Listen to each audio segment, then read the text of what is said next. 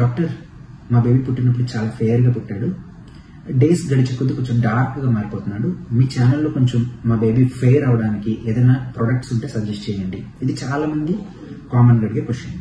Babies పుట్టినప్పుడు చర్మం అనేది కొంచెం పల్చగా ఉంటుంది, అండర్లైన్ బ్లడ్ వెజల్స్ లో కలర్ వల్ల వాళ్ళు పింక్ గా కనిపిస్తూ ఉంటారు.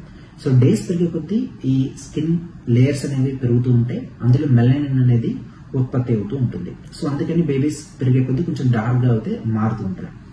దానికి తోడు కొంతమంది అయితే డాక్టర్ మా బేబీని జాండీస్ కోసం అని చెప్పి బ్లూ లైట్ లో పెట్టారు, ఆ పెట్టిన తర్వాత బ్లాక్ గా మారిపోవడం మేము గమనించాము, సో ఆ లైట్ పడడం వల్ల మా బేబీ బ్లాక్ గా అయిపోయాడు అని చెప్పి అంటూ ఉంటారు. దయచేసి ఇవన్నీ తొలగించండి, ఇవన్నీ కేవలం అపోహలు మాత్రమే. మీ బేబీని లైట్ లో పెట్టినా పెట్టకపోయినా బేబీ పెరిగే కొద్దీ ఈ మెలనిన్ కంటెంట్ అనేది పెరగడం వలన డార్క్ గా మారుతారు. మరి మెలనిన్ కంటెంట్ ఎవరు డిసైడ్ చేశారంటే పేరెంట్స్ గా మీరు, మీ గ్రాండ్ పేరెంట్స్, వాళ్ళ బేబీకి ఏ జీన్స్ అయితే వచ్చిందో వాళ్ళ నుంచి కలర్ అనేది ఆల్రెడీ డిసైడ్ అయిపోయింది, దాన్ని బట్టి మెలనిన్ అనేది ఉత్పత్తి అవుతుంది.